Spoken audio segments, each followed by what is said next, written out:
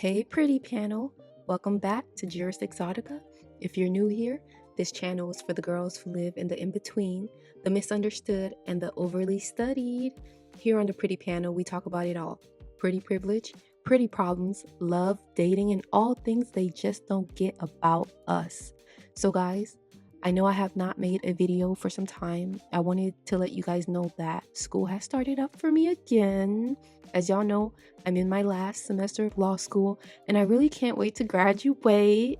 And your girl, she needs to graduate. So I will be focusing more of my time towards school stuff. So due to that, I just wanted to let you guys know that I might only upload once or twice every month while I am, finishing out the semester.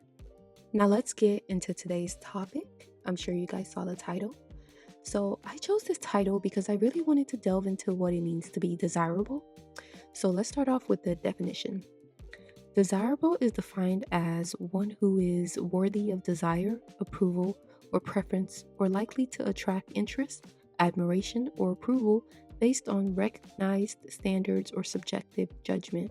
The term is inherently context dependent.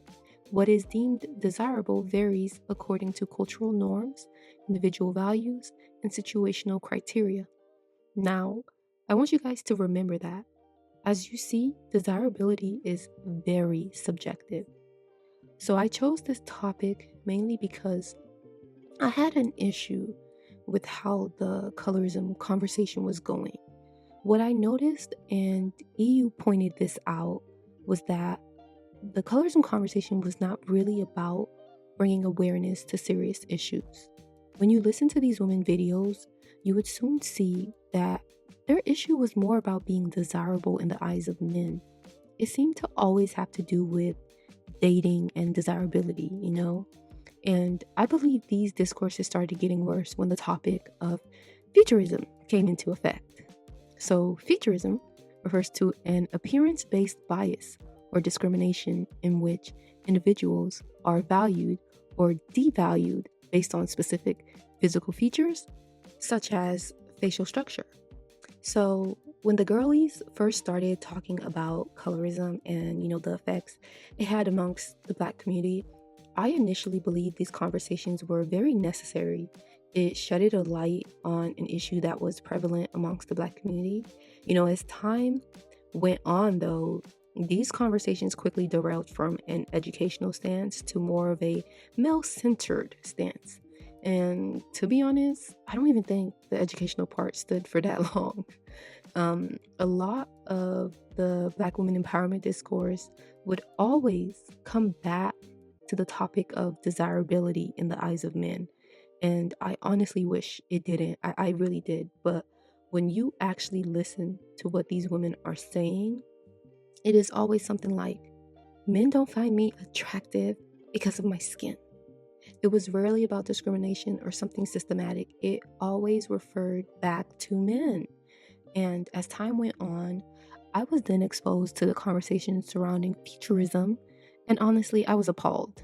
Like, the girlies would make videos about a woman who is generally considered attractive, and they would start to dissect her appearance and say things like, she's only considered pretty because of her quote-unquote Eurocentric features. And these women would make these videos about their dark-skinned counterparts. Like, God forbid, a man was dating a darker-skinned woman, they would say things like, he is only dating her because she benefits from quote-unquote futurism. And honestly, after hearing these kinds of discourses, I can't even lie to you, I started checking out of these kinds of conversations because it really started giving femcel behavior. I know EU made a few videos about this topic, so I would suggest you guys watch some of her videos to get a better understanding. But yeah, when I saw unambiguous Black women going after their own darker skinned counterparts due to their desirability, I think that is when I started not really taking the colorism discourse seriously, because the girls were just, it was giving jealousy. It was giving jealous vibes, and they do this a lot to darker skin exoticals, I noticed. And when the darker skin exoticals let unambiguous Black women know, hey, we don't have the traumas as you do. Like, since grade school, we have always been considered beautiful, then they try to bash them and tell them their colorism wake-up call will come Like, these girls are really trying to wish harm on darker skin exoticals due to their skin color just because they are quote unquote desirable. So in this video, I want to address two things. I want to first address the futurism discourse. What these unambiguous Black women don't understand is that you cannot control what someone is attracted to. We all heard this phrase before: beauty is in the eye of the beholder, and you cannot force someone to like certain features. Everyone is going to have different features that they find desirable, and this is a very subjective and personal thing.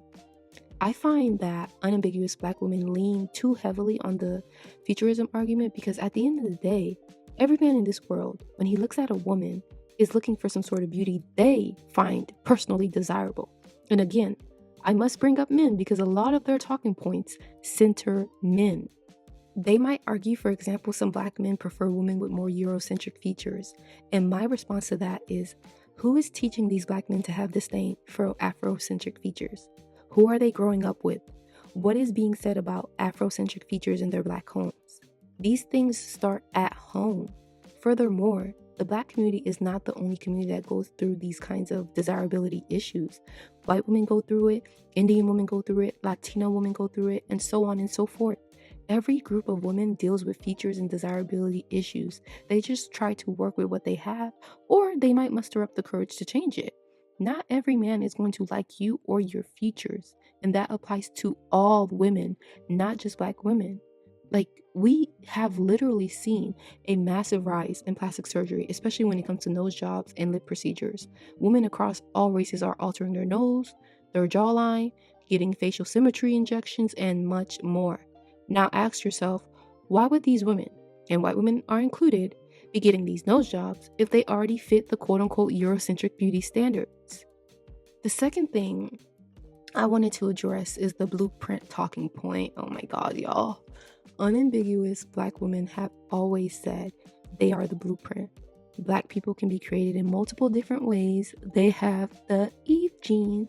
So what exactly are these arguments about Eurocentric features? Aren't these kind of features are something you're able to reproduce, right? Since you have the Eve gene. So why are you hating on the darker girls with those features? Like, honestly, the futurism complaints never fully made sense to me because it often sounds like this. You're pointing out that a woman looks good, acknowledging that people find her beautiful, and then saying they only find her beautiful because of her features. These are the features you claim to be able to reproduce. Why are you hating on your own kin? Shouldn't you be happy that other people are finding her beautiful? Unambiguous Black women are so focused on counting who is light skinned, who is dark skinned, and if they are dark skinned, is her nose slim? Like, does she have some type of feature that's, quote unquote Eurocentric?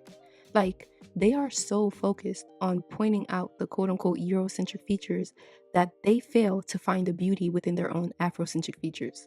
This is why they attack the lighter skinned girls who embrace their Afrocentric features, to be honest. Then they turn around and get mad and complain about futurism while they are the main ones perpetuating it. Like, it's so crazy, bro. You're not going to be everyone's type, but these women really fail to see the beauty in Afrocentric features, bro. Not only that, they forget about nuance while spouting out all this femcel rage. I'm gonna give credit to EU. She made up that term, femcel rage. Like, they forget about all the factors that go into people's, people finding you attractive.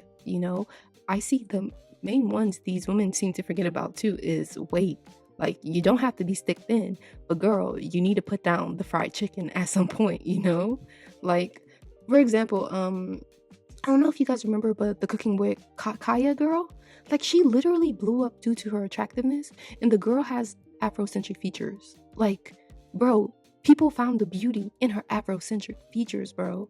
And I honestly feel like the unambiguous Black community has let these femcells take over their community, and they don't realize they are making their own community look so freaking bad. Like, to be honest, the dark-skinned pretty girls need to step up at some point.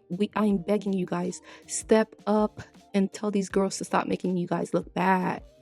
So yeah, like, the girls are so blinded by rage and they refuse to acknowledge or fix their shortcomings. I remember when I was scrolling through Instagram, I came across this video and it basically said, You're supposed to use every unfair advantage you have: looks, genetics, connections, daddy's money, whatever. There is nothing noble about choosing the hardest path just to feel like an underdog. And I 100% agree with that. Like, girl, you better get that jawline surgery or that ethnic nose job and get your money up. Or you find a way to tap into your natural beauty and get that money up. You can do that, or you can continue to stay mad. So, anyways, pretty panel, if this resonates with you, comment below. Make sure to like and subscribe for more content. Thank you, pretty panel.